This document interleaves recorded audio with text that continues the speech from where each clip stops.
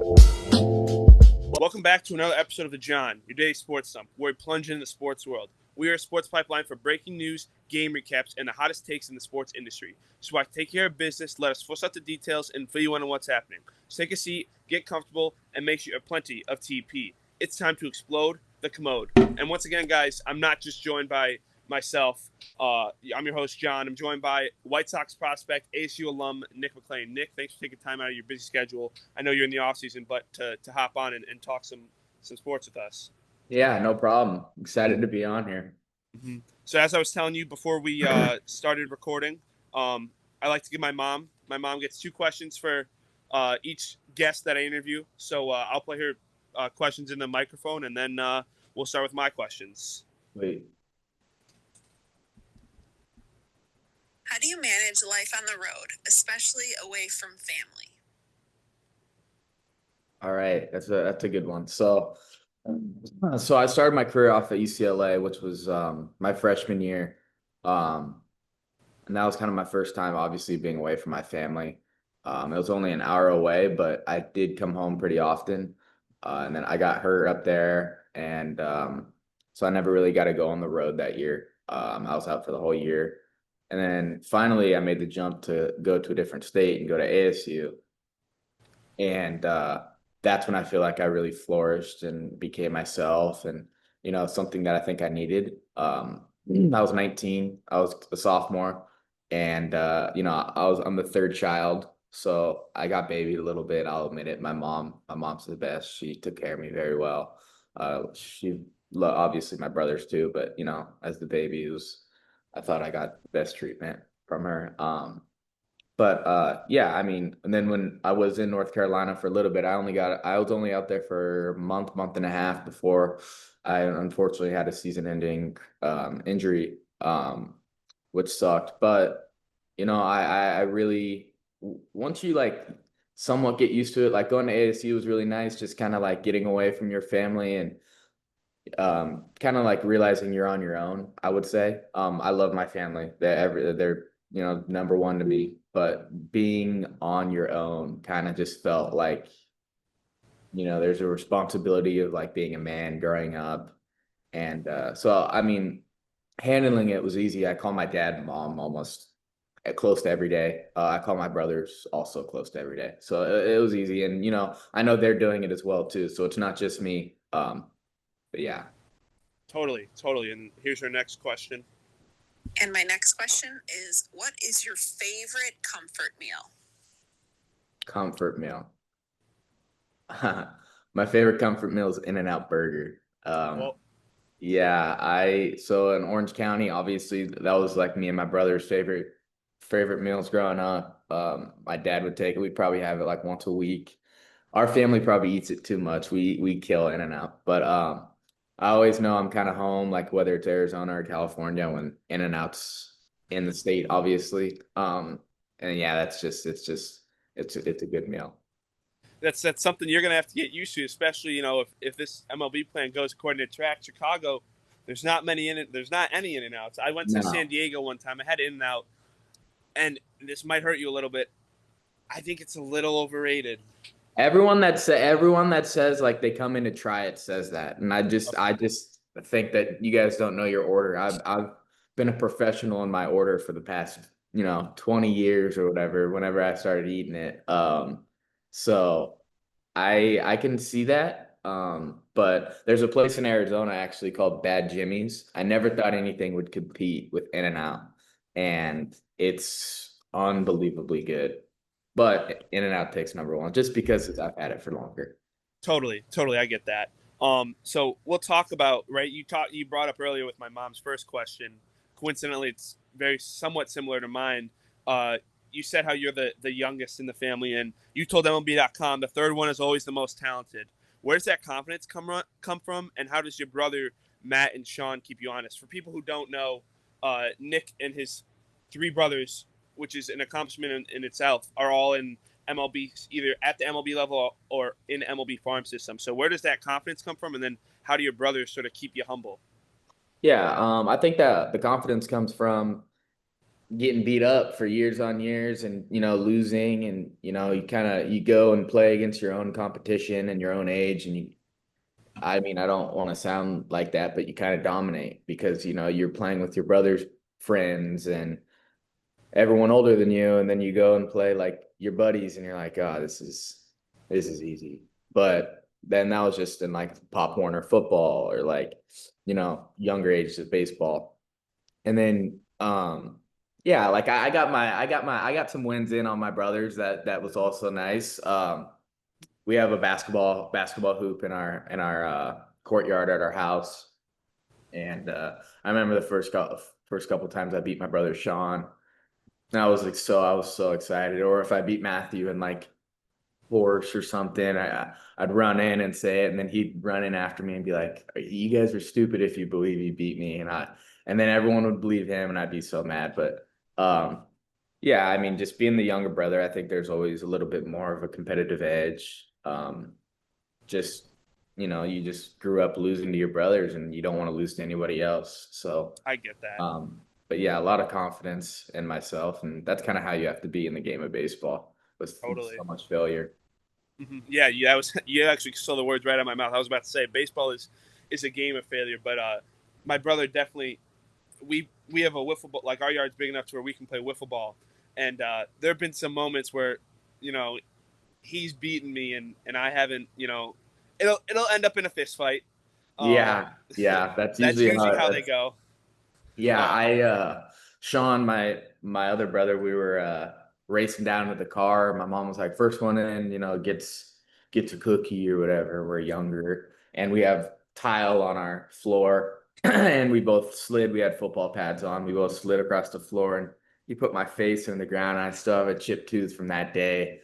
So yeah, it's just the competition never stopped when we were younger. oh It yeah. still happens all the time. We live still right next to each other, so we yeah, we've been lifting and stuff, and there's a competition there Oh yeah.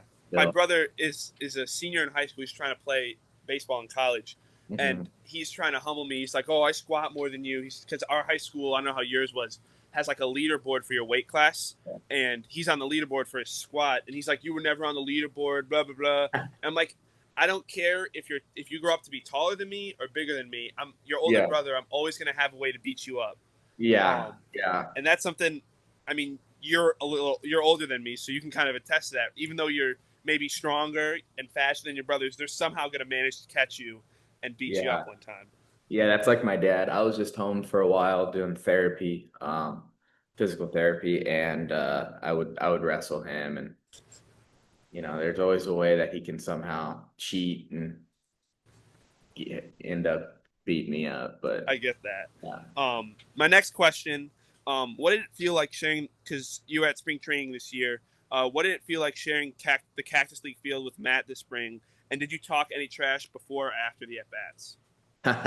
Yeah, so that the day that like happened, I was actually gonna end up playing Sean's AAA team. I was up with the AAA team that day, and then one of the coordinators, Ryan Newman, came over and picked me up. He's like, "You going to the big league side today?" And I was like, "Oh, okay, cool." And then he's like, well, you're playing Matt, and I'm like, oh, nice, like, cool. Like me and Sean, I don't actually, which is crazy. I never have played because so I sat the first half, and then I went in like the eighth and ninth, and I just got to play defense. And by that time, obviously Matthew's out of the game, and he's on a bus already going back to Goodyear. But yeah, I was talking a little trash. He struck out, I think, and I think he struck out and grounded out, and I was giving him some tough love, but yeah, it was cool. It was a cool experience. I wish I got there a little earlier to like talk to him before the game. I literally got there like when the game was starting because Oh it was so gosh. last minute. But yeah, hopefully next spring training I could play Sean and him hopefully again and actually play. Me and Sean, I've never played against either one of them. So that'd be cool. I've only played with them once, which was Yeah. my freshman year in high school. Matthew was a senior and Sean was a junior. But Sean and Matthew have played each other a couple times, so Yeah. cool to Yeah. watch them Totally. play. And you talked about how you kind of grew up in the California area. Growing up in Tustin, is that how you say it? Yeah, Tustin. Near Angel Stadium and idolizing Mike Trout. What parts of Trout's game do you actually try to model, and what parts are just appreciate from afar? Do you appreciate from afar? Yeah, obviously Mike Trout's a little bit bigger than me. A little bit bigger. Yeah, a lot bigger. But I just love the way he goes about his day. You can kind of tell he's very professional. You know, he's not throwing his stuff when he gets out. He's not up and down. He's pretty even keeled. Um, and you know, I love that about him. He's got like a certain kind of swag. He kind of has like that Trent Grisham swag, like it's just super nonchalant. Like I'm supposed to be doing this, and I think that I like to take that into my, you know, Totally, on the field. totally. And then Um, oh, off, or what was the second part of that question? There's things that I can't, you know, I just like, admire from afar how far he can hit a mhm. baseball, Yeah, yeah. That how was the fast he thing. was running. Like when he was, not that he was big, but I mean, he's like 6 foot.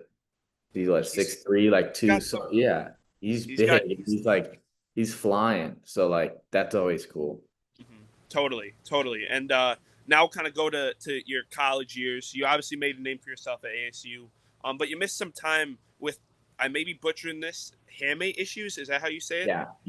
That's right. Um, in both in 2023 and 2024, in both hands, right? If I'm not mistaken. Yeah, yeah, Um, it was something. what specific swing or training adjustments came out from those rehabs? Because for people who don't know, getting hit in the hand with a ball and like just like let's just say I get hit and nothing bad happens is painful as hell. So Yeah. you messed it up pretty bad twice. So what kind of swing adjustments and rehabs did you have to do with right? Basically, had to get a new feel for the bat.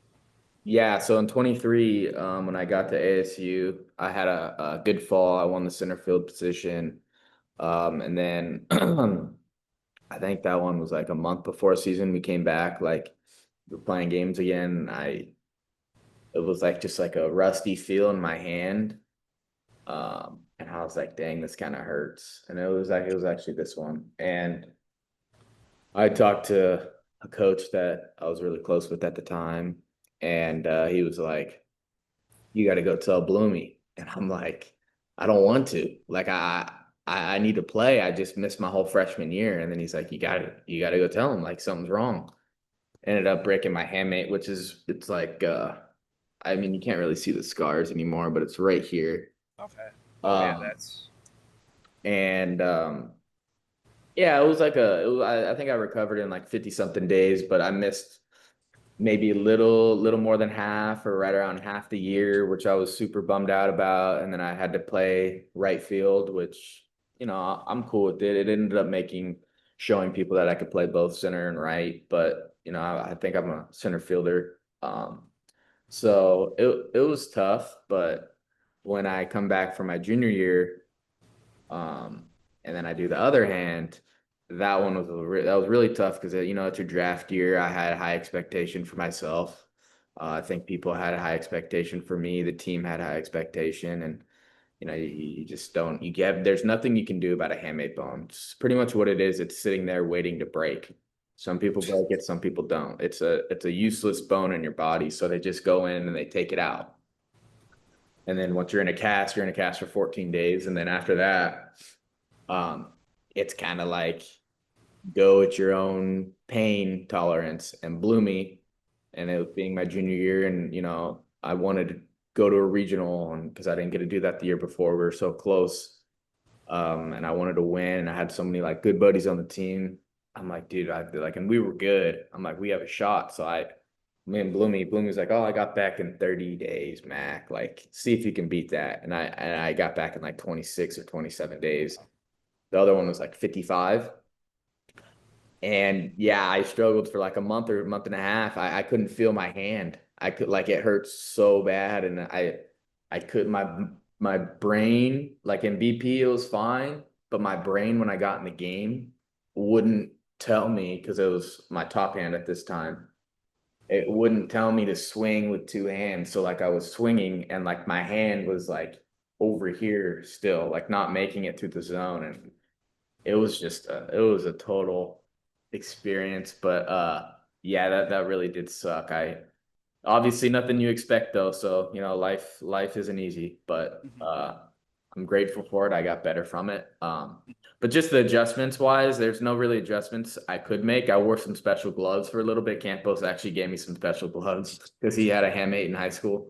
Um, but yeah, and now I'm fine. It's Okay. all normal.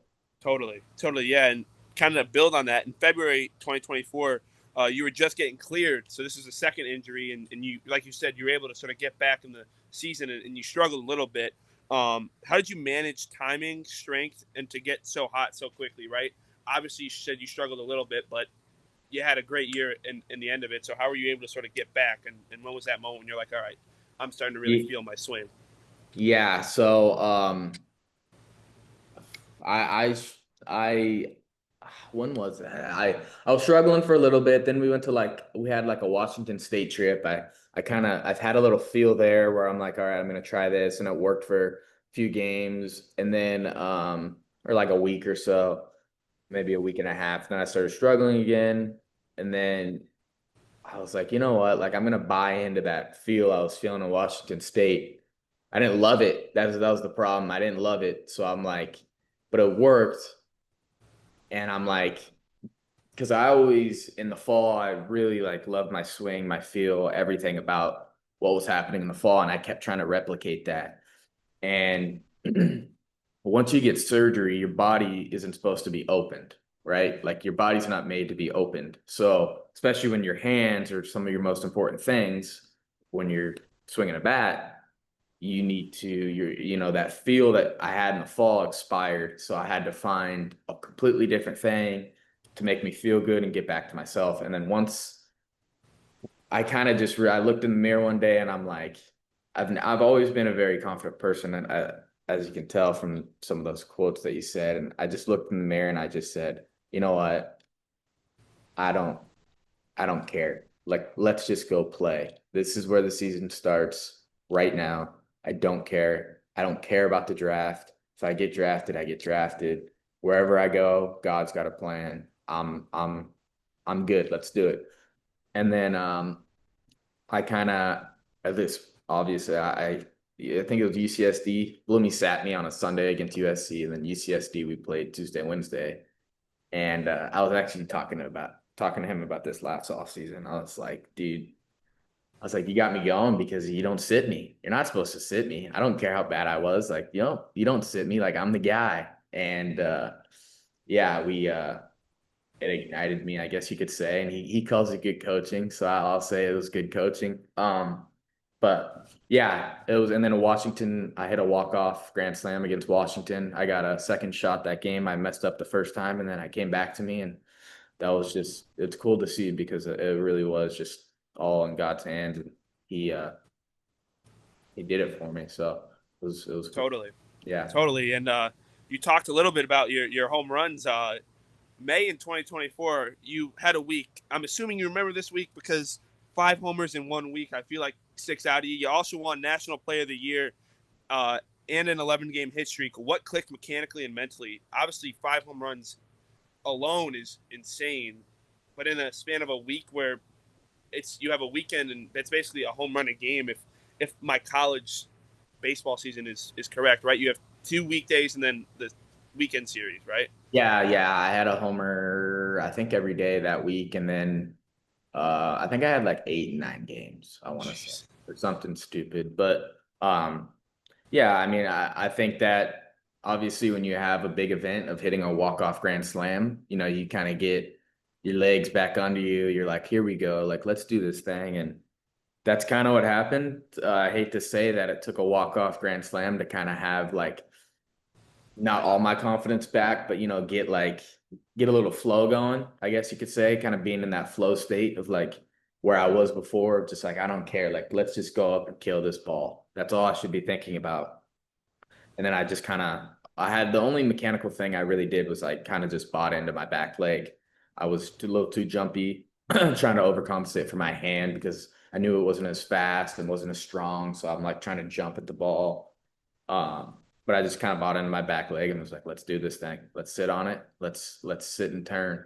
And Totally. that's what happened. And I had a good little month of May, I think. Yeah, and kind of to build on that, you also, even though right, you were hurt a little bit, you also had a really like damn good ASU career. In your you posted in your 2 seasons at ASU, you posted a production line of hitting you hit 342, 457, and 663 in 2024 with more walks than Ks. What was your approach and plan game to game? Yeah, my approach is always hit the fastball. If the guy's throwing it over the white, I'm going for it. And then junior year when I got pitched a little differently because I'm supposed to be some draft guy, whatever that means nowadays. I I was like, all right, like instead of hitting just the fastball, I'm gonna hit anything that crosses the white. I want to be aggressive. I want to get the guy. I'm not gonna let this guy get me. And yeah, he when they're trying to spend too much stuff in college, they don't throw strikes. So I happen to walk a little bit more than punch out. But I hate striking out. That was an emphasis at ASU. Campos was the same way. He was so good at putting the ball in play. Mm-hmm. Um, so that was good. That was like a good example for me when I first showed up to ASU when I was a sophomore. But yeah, I just striking out's never fun. But yeah, just hit the fastball, be aggressive. If it's over the white, he missed his spot. I gotta hit it. Totally, totally, and I think, I watched Campos a lot this year because I don't know how much he's told you, but I was a bat boy for him at the Peoria Chiefs Okay. this season. So yeah, he knows how to battle. He's kind of a different catcher. Where I mean, we're seeing it. Yeah. I'm so happy that Rowley's playing really well. By the way, kind of off topic.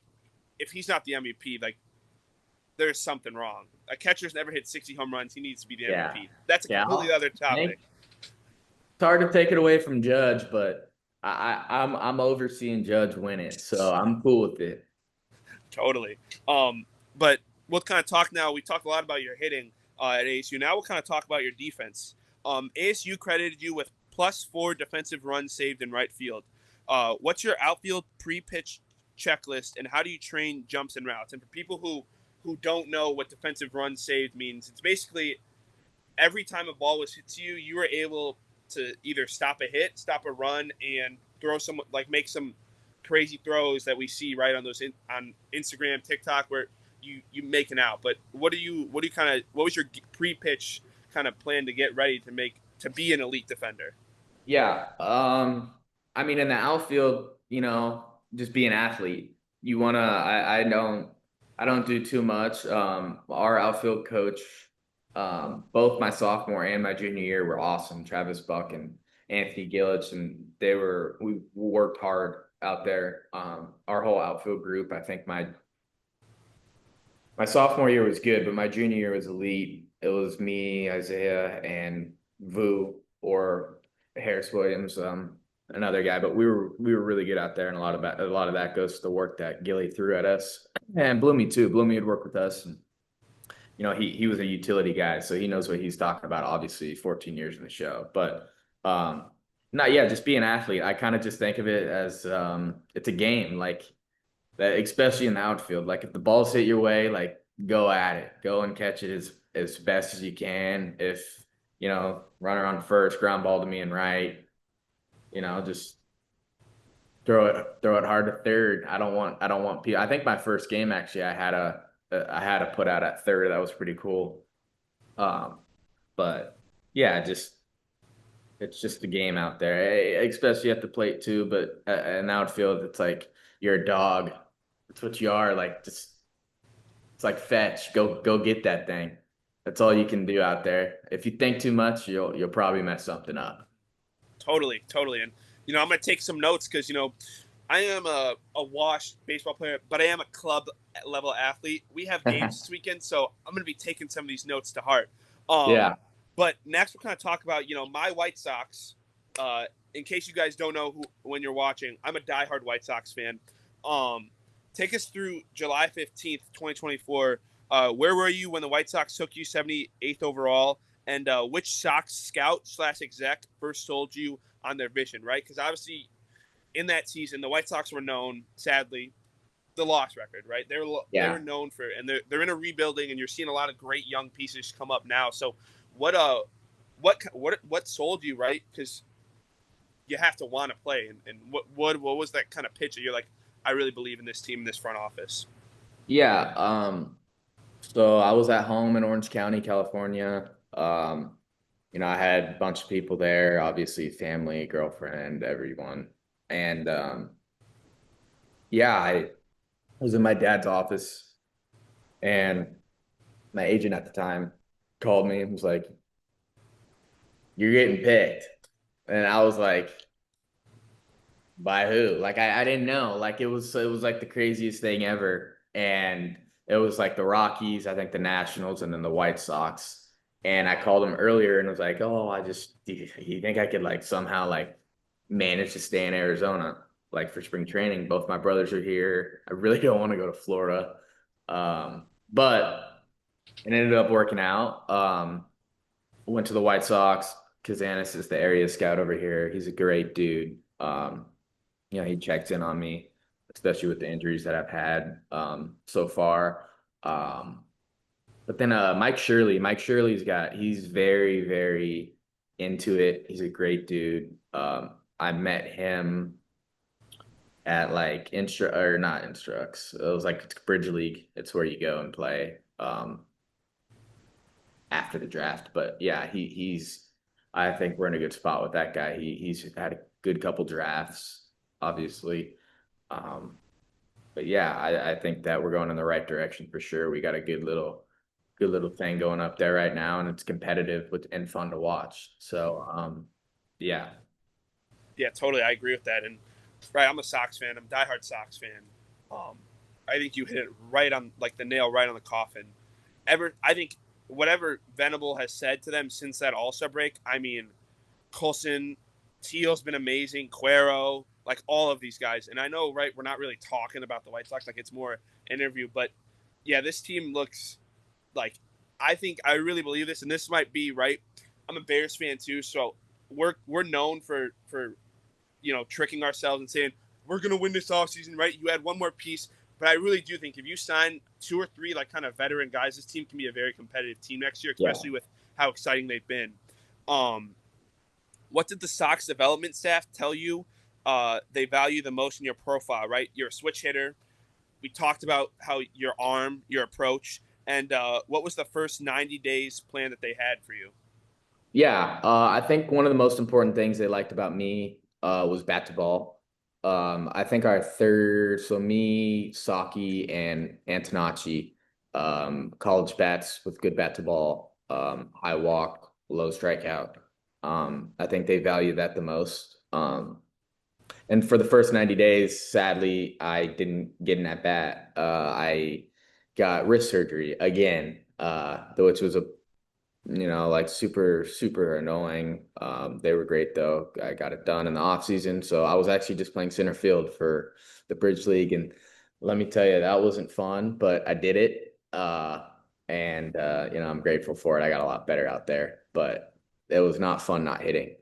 Hitting's the good part of the game for sure. But yeah, so the first 90 days it was just kind of staying healthy, getting my legs stronger, faster, and that's kind of it. Didn't have too much going on, but yeah, I've definitely had an interesting start to my White Sox career. That's Totally. injuries already, so hopefully these are the Exactly. last injuries and I'm good to go after this. Totally, totally. And you talked about how you started. You opened up 2025 in Low A Kannapolis under manager Chad Pinder. What's Pinder practice like, and what's one thing that the staff hammered that you hadn't heard before? He was a great manager. He's really cool, really good dude, really personable. Obviously, he played in the show. And he actually knew my brother Matthew because he went to I think one of his last years was he was doing Red Spring training. So he got to know Matthew a little bit, which was cool.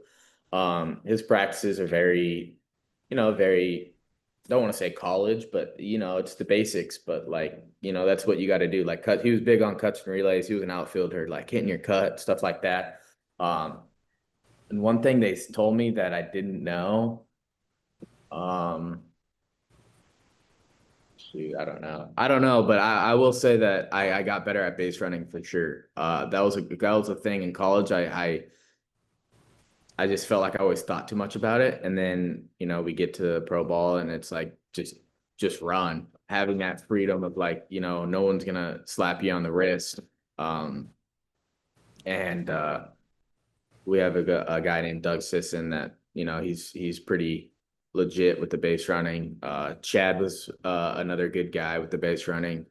Um, but yeah, I would say not that I didn't know, but just that they got me to feel a lot more comfortable with stealing bases or going and taking that extra bag. So Totally, totally. And I found this out kind of when I was doing the podcast with Ryan, but also when I was doing research.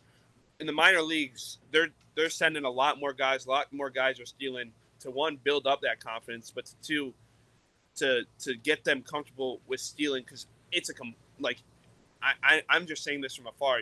From personal experience, the jump is no joke. So getting just some confidence, like on the base pass, can translate to anywhere and any place. yeah, You hit the 7-day IL in late April, rehabbing rehabbing an ACL in May, then moved to the 60-day IL in July. What did you learn during that downtime? What routine sort of changes, nutrition, and film work did you do to, right? Obviously, you got to fill that time when you were on the IL. So what did you kind of do to help you get better? yeah. So I went on the IL. I slid into second base weird. My back hurt, and I went home to Arizona. And it was kind of just like, all right, well, I'm gonna try and eat good, obviously, because when you're on the road in North Carolina, you're eating whatever you can, trying to get in any food. Me and George Wolkow were roommates, and I'm like, dude, you want to order pizza? He's like, yeah, or like what? It was just we're always hungry, and yeah, just trying to come home, stick to the whole foods, organic stuff and get back my feet under me, hoping to I never really rehabbed. I never played. So I was just kind of or not rehab, but I never like got on the field to play like I was ramping up again. Um, but I think I rehabbed for a month and a half, 2 months, and then I started running again and all my pain came back. And then I ended up having hip labrum problems. I tore both of them. So I had to get surgery on that. And yeah, I just learned that this game's hard. I wasn't expecting it. Every injury I've had isn't anything I can control. So that's the thing that sucks. But also the thing that's good. It's not like I'm doing something wrong, I guess you could say. I'm just unlucky right now, and hopefully they clears up after this one. But yeah, just got to keep going. Totally, totally. And to kind of talk on that, when you were playing though, you got on base. You had a 414 on base percentage in your first minor league baseball sample and experience. What translated the fastest from college to wood bat pro ball, and what surprised you? Yeah, I think spring training was really good. I got a ton of at bats in spring. I think I had a pretty decent spring training. But yeah, just the jump wasn't crazy. I went to the Cape Cod and I had a good Cape Cod, and so the wood bat wasn't too crazy for me. But yeah, in Kannapolis I did get on base a lot. I think I didn't feel great out there. I felt great in spring training, and then the moment I got out to North Carolina, some mechanics just fell apart. And then I got a little too mechanical. But I did all right. But yeah, it was a great time to be out there and just compete with the fellas. But definitely, definitely within those 658 at bats or whatever, I've learned a lot. Um, and I'm hoping obviously this next year I'm healthy and I can get 300-400 at bats and do what I'm supposed to do. Totally, totally. And then another thing with the White Sox, in the MLB pipeline rankings, I don't know if you kind of look at that stuff, but you were pegged at the beginning of the spring or last spring as a 28th in the organization. Do you pay any attention to those rankings, or do you use them as fuel? Yeah, no, I don't care at all about those rankings, to be honest. I'm me and my brothers, especially, just being smaller dudes. Yeah, we've never been high on anything ever. Perfect game, hate them. I mean, I was ranked like 500th. Like it was the stupidest thing ever. But yeah, I've never cared about any of that stuff. I stopped looking after I was like 15. My buddies were making all this stuff, and I'm like not even getting invited. I'm like, what's happening? Um, but yeah, I mean they're cool. The rankings for the system are cool. I guess like it's cool for fans, obviously. Like, but I couldn't care less about my ranking. I think that I'm one. I Yeah, think most people would say they're the best. exactly. And I think that you know, I when I'm healthy, like we actually had a couple dudes. I'm close with McDougal, and then I roomed with Hopper in the spring training, and they weren't on anything, and then now they're like top 10, and of course they deserve it because they're really good and they had a great year. But they didn't care. Like, the players don't care that much. Hmm. But Totally. um, but yeah, they're cool for the fans, so that's the good thing. Keep people involved. But for me as a player, I don't care. I'm not a fan of those people that get to tell me what I'm ranked. So Exactly. whether Especially I'm because first or last, seriously. exactly. If you ain't first, you're last, right, Ricky Bobby? Yeah. But no, I think that's a great point. Because most of the times, the guys who make the list don't watch most of any of these games. It's just like they'll look at the numbers and be like, "Oh, he's hitting well. I'll put him at 15." Like Yeah. most of these guys are not watching all the games, every single play. Like they're not. And that's if I could fix one thing about the prospect rankings, it's that it's can you if you're going to do this, watch everything before you rank stuff because that's the issue with any ranking that anybody makes. They base it off of just prior knowledge, not much of the current knowledge that they know, and that's something that I think you kind of hammered home is right. Like they don't know me, they don't know how I play because they don't watch me as much. So I think Yeah, that's a great exactly. point. They're not out there watching me do anything except for a highlight. You know what I mean? Mm-hmm. It's or like if you got hype, and I don't think that I got hype. I don't do anything. I don't hit the ball 500 feet. My best friend Brandon Compton hits the ball 119 miles per hour. Yeah. Like I'm not doing that. Like, but I'm doing everything right, and I'm playing hard all the time, and I'm very competitive, and I'm very good at Mm-hmm. all the tools. So those people don't get those people don't get too much love. But Mm-hmm. again, I couldn't care less. It's all about what I think and what Exactly. people I love think. Totally. Totally. We'll kind of talk for people who don't know. You're a switch hitter. Your college splits were strong from both sides. You had over 1,000 OPS versus right-handed pitching, and over 1,100 OPS versus left-handed pitching. How do you keep both swings game ready during a series? So yeah, I started hitting left-handed my junior year of high school. It Oh, was a that's late. little, yeah, That's really late. yeah, it's very late. I was born lefty, but I stopped hitting lefty because is that too loud? I can't even hear anything. Okay. I stopped hitting lefty because I saw my brothers hit righty, and I had my dad teach me how to hit righty. And then, he didn't really think of it too much. I was like 4 years old or something. And then Coach Savage at UCLA, got wind that I could hit lefty. And he's like, why don't you try it out? And I was like, all right. And my hitting coach, Joe DeMarco, and I worked on it for a while. And then I eventually started, actually going into game junior year doing it. But yeah, I always hit lefty now. Always way more. It's newer. It's still more fun to me. Mhm. Righty is just kind of not Basic. not as easy as getting up on a bike again, but it's there's a little bit of maintenance, not as much. But yeah, and my all my buddies asked, they're like, "Dude, you never hit right-handed?" And I'm like, "Yeah, I know it's not a good thing. I just don't want to." I get it.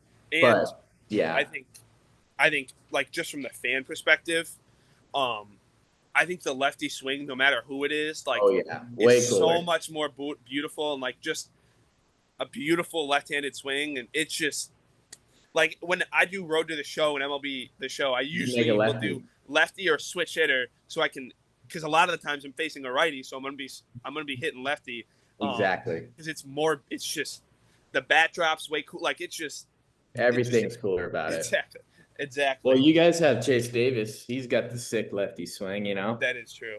I had to watch him hit the ball. We were playing them on like a Tuesday night. The wind was blowing like straight across the field, and I'm in right. He hit this ball through the wind.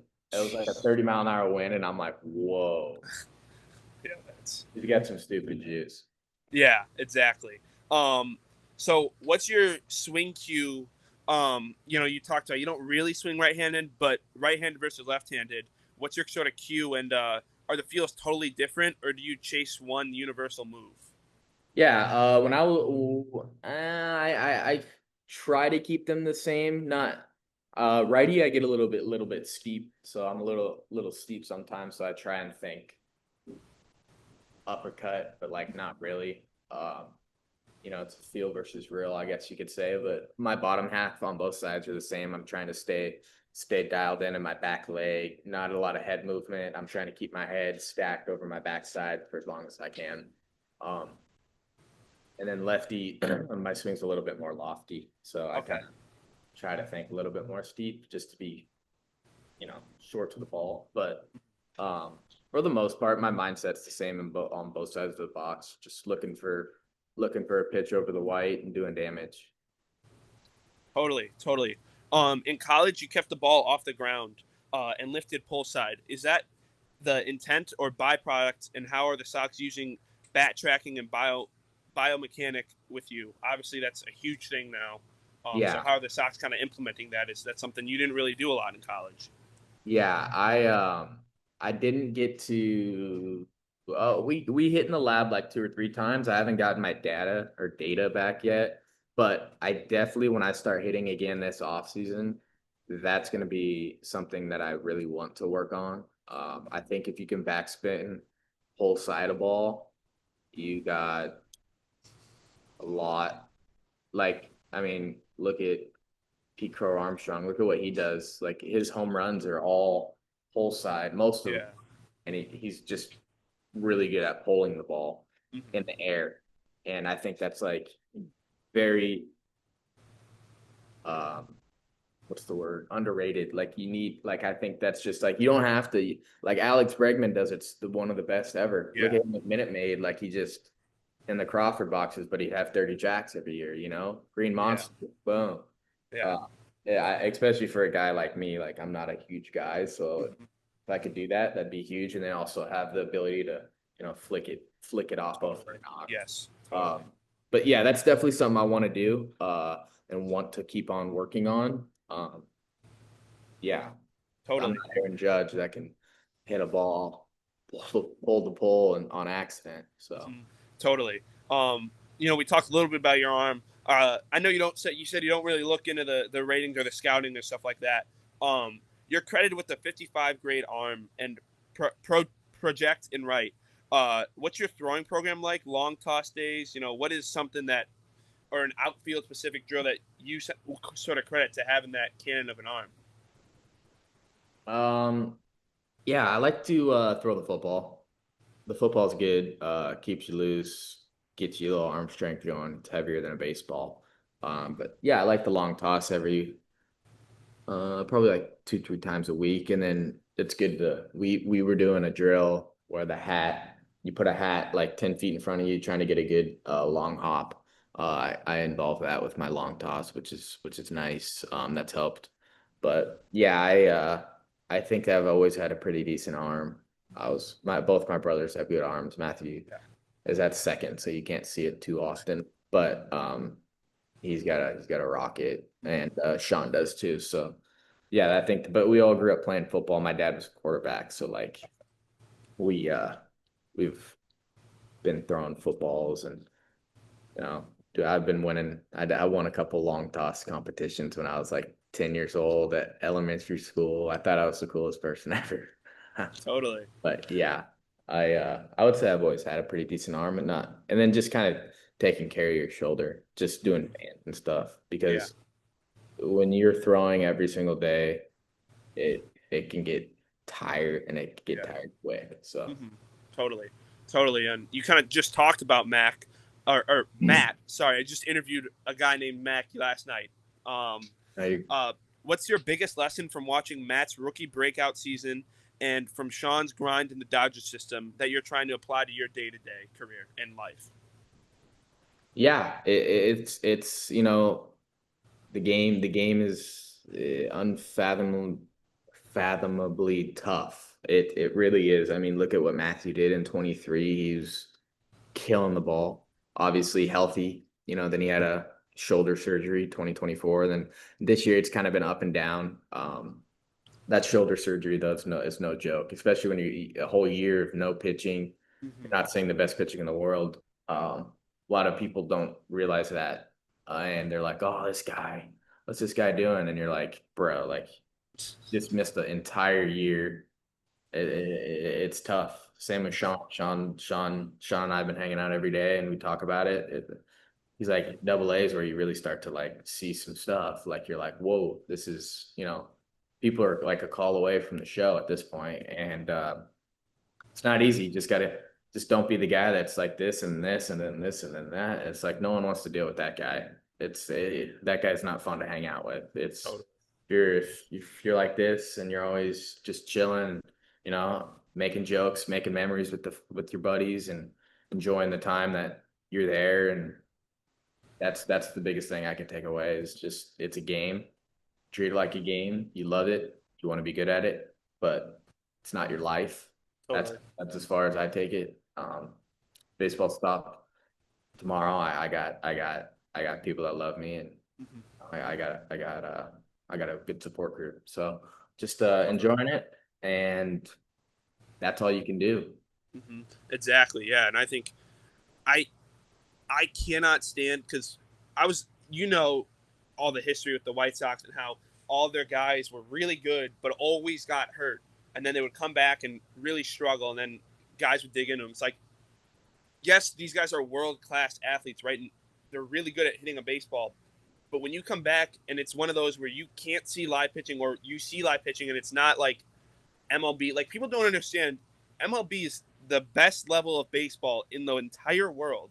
Like there's a reason Sasaki came over, Yamamoto came over, Otani came over, Ha-Seong Kim came over, right? All of these guys came over because this is the best baseball in the world. And when people are like those people on Twitter, Instagram, even when like some of the sports commentators on ESPN and stuff like that, and they're like, this dude's terrible.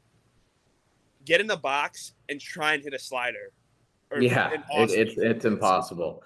And then me and Sean were actually talking about it because we were watching Matthew's game yesterday, and I talked about it with my dad, and my dad gets it and stuff. So I'm like, and I'm hurt obviously, so I'm watching baseball, and I'm like, this is the easiest game ever.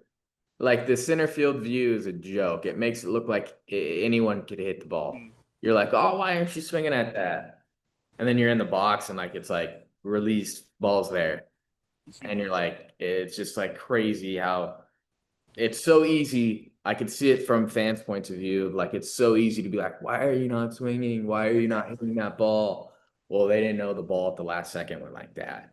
Exactly. And then they also like I watched a lot of Trevor Bauer's YouTube videos, like which helped me understand from the pitching side of you. And I'm like, you also don't understand tunneling. You don't understand the mental side where like Bauer will go 2 high and in fastballs and then drop you with a 12-6 on the outside part of the plate. And I'm like, yeah, I would be like, that would, I don't know how. Bauer's YouTube videos are funny. I love them because this is a whole nother sort of topic. I think he should be in the MLB, but I do too. He opened my eyes. I'm like it's not pitching, right? I always thought of it, right? You're just throwing balls, trying to hit the mitt, hit the glove. Yeah. When I saw Bowers and how he breaks all of that stuff down, like he's done it a lot more since he's been overseas. It's very mental, mind-boggling. Like it is all a mental game. He'll talk about in his videos prior at bats, and he'll be like, all right, I missed with this. Like he'll remember that in the game, which is crazy. Yeah, it's all. I mean, you as a pitcher, you can mess with the hitter so much, Mhm. and then as a hitter, you can't mess with the pitcher too much unless like you hit a jack or Exactly. you hit the ball hard or something. But if you're a pitcher, you can throw one right on his chin, and then he's like, "Oh shoot!" Like and then you just paint the outside, and you're like, "Shit! Oh my bad! No, Shoot! you're fine. Shoot! I didn't. How am I supposed to hit that?" Exactly. Like Yeah, you're fine with the especially swearing. when you have stuff like that tier, like Paul Skeens, like Oh my Matthews. god. Matthews playing Paul today. I think he's pitching today, and it's just like, ugh, that's unfair. Like he's huge, throwing 100 to 102, and he has like 5 pitches where he puts them where he wants. Yeah, he faced him. I think I saw yesterday. He might have actually, and I think his ERA dropped to 1.97. And if anyone watches Paul Skeens, a normal fastball like in the MLB is going to move, but it should not move like how his moves. Yeah, Like that's not normal. yeah, it's And not. he's basically in his first. This is his first regular season, like Yeah, it's full first full season, year. like Yeah, which is crazy how easily and how dominant like this dude makes it seem. yeah, he's a freak. Kudos to him for staying healthy too, throwing Oh that yeah, hard. He's probably really dialed in with the routine. So totally. And we'll kind of now we'll move. What does a perfect game day look like for you? From cage routine to scouting meeting to first pitch. And are there any? I was a big superstition guy. I still do this in my club and men's league. Every time I get in the box, I do like 3 or 4 circles in each arm with a bat. Make sure my batting gloves are tied. I double tap the plate. Like baseball is a very superstitious game. So, yeah. are there some stuff that you do to make the game perfect for you? I try to stay away from it because if like you don't do it, you're like, oh no, and then it becomes a superstition. There's people that like to call it a routine instead of superstitious. Makes them feel better about themselves, but it's superstitious. Yeah, like they're trying to do everything the same. But for me, I try and just whatever happens, happens. I just like to I kind of get in there and I mean I hit the plate like on the outside part and then the inside part, and that's kind of it. And then Okay. whatever happens from there, I let my mind take over, and whatever happens happens. But Totally. yeah, for a perfect game day, I guess in North Carolina it would be sleep in till 11:30, go downstairs, get a cup of Joe. My all the buddies liked when they never heard the expression cup of Joe or diesel or anything. Like get a little diesel in here, a little jet fuel. They all thought that stuff was funny when I would talk about coffee. Um, get a little coffee, um, coffee and a bagel. There's some good Okay. spots out there for that. Um, and then usually pregame, I like to keep it light pregame. I've always been like since I was young, I do not like eating before the game. Like it Okay. makes me feel slow. But sometimes it gets to an extent where I'm like, I haven't eaten. I'm like, shit, I'm like, oh, I'm gonna pass out. I should probably eat. So I try and eat a PB&J. PB&J's pregame are awesome. Yes. Or acai bowls, like something not too much. I know people that like to like hammer burritos and stuff, and I'm like, yeah, Jeez.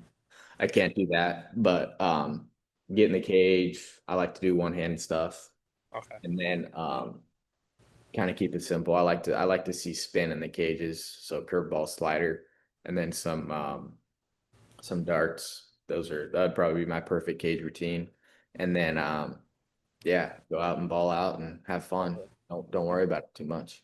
Totally. Gotta ask, because when you said acai bowls, my mind went straight to it. Did you get that from Daniel Vogelback?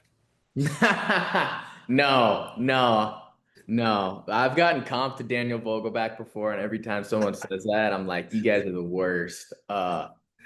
I'm like, I hope I'm not Vogelback, but well, maybe I wish I was because he's living pretty lavish right now, and Exactly. he's made a lot of money, Exactly. And and he's known.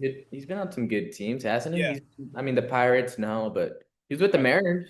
Yeah, he was with the Mariners, and I know he was on the Mets. I don't know if it Yeah, was the Mets. before they were. He might still be like a rotational guy. I'm not 100% sure.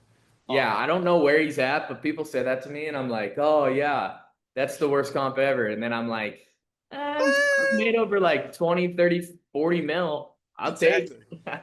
Exactly. I love the. I don't know if you've seen any, but like I love the where there's this one dude. I don't know who said it, but it goes Danny's Burgers, and it just cuts and Yeah, it's like a TikTok edit of him. I think Danny. those are awesome. Yeah, we actually Jordan Sprinkle and I were uh we always said Danny Burgers. It was a little inside joke. But yeah, Vogelback, I did see that. He said, "Oh yeah, I like acai bowls," and And everyone's like, everyone was "You like, don't?" so had to ask though, had to. It came on my Yeah, mind. I just had to.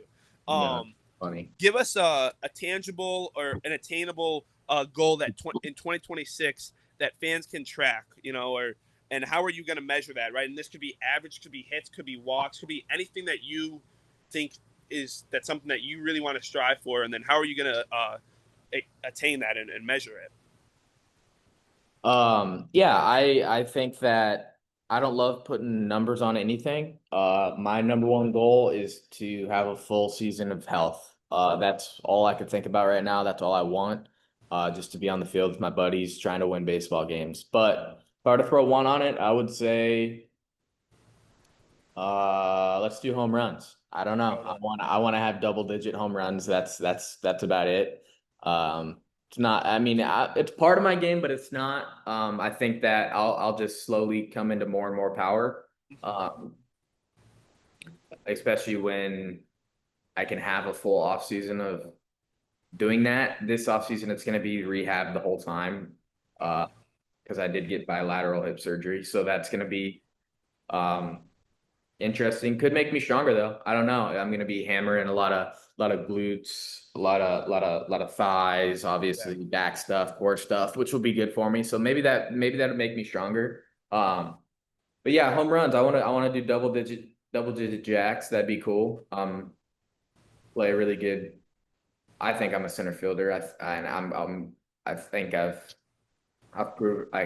proven that a little bit in the White Sox. Uh-huh. Played a lot of center field uh Totally. in North Carolina and in spring training, which is awesome. But yeah, being not a power hitting center fielder, but a guy that could, have Exactly. 20 plus. Exactly. That's kind of my goal, be a gold glove center fielder, have 20 jacks and get on base and win games Totally. for everyone, make Mhm. everyone happy. Totally.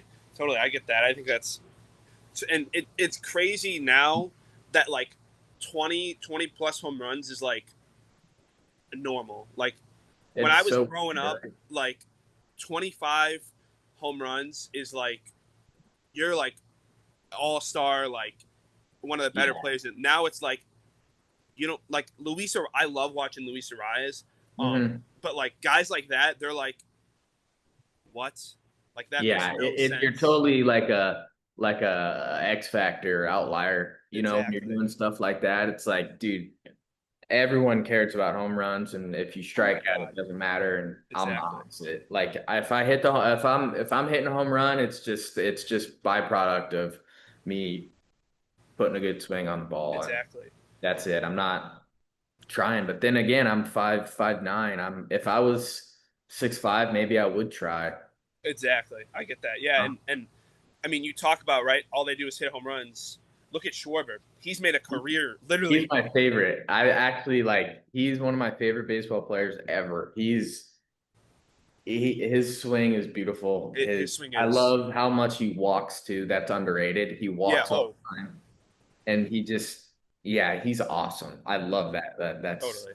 he's so sick. Yeah, and even if right, if you want to look at the White Sox, like Colson Montgomery, what they're Yeah. saying is he'll level out. Is he'll be a kind of they had a lot of Corey Seager comps where he'll strike out a lot, but he'll give you 40 plus home runs, 120 plus RBIs, and the average will get up as he gets more and more comfortable in the MLB system. And we've already seen that, right? As he's starting to get more comfortable, we're also starting to see a little rise in strikeout numbers.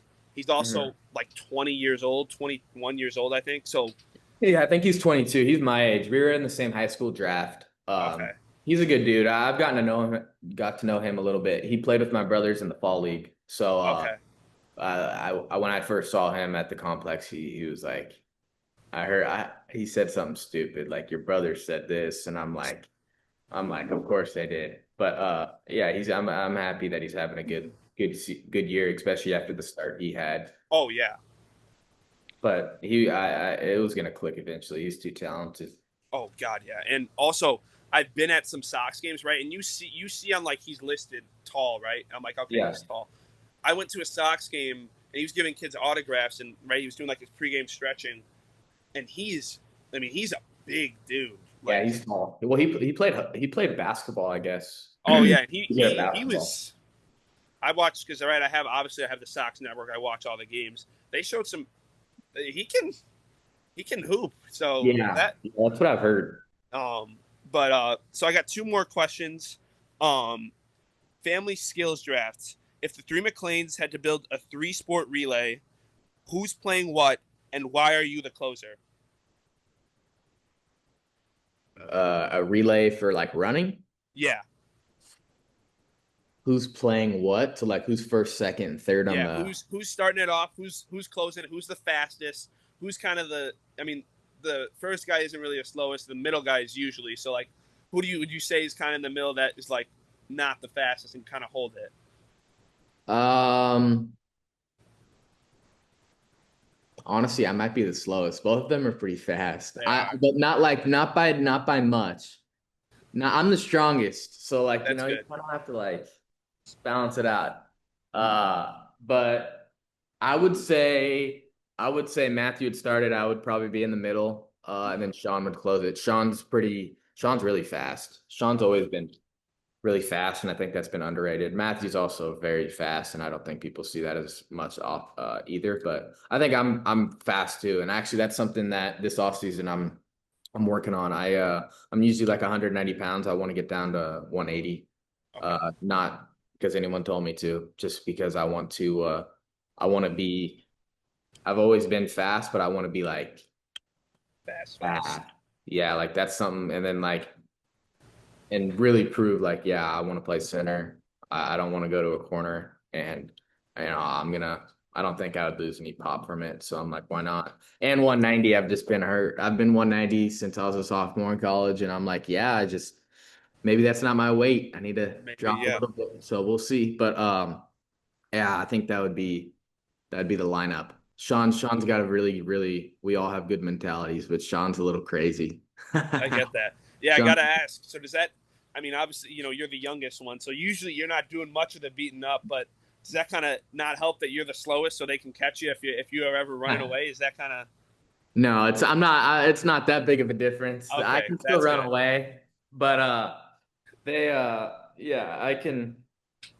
I don't we don't fight really much anymore. It's just Okay. argument because we all got a career Mhm. and we all got a job to do on the baseball field, so no more extra injuries.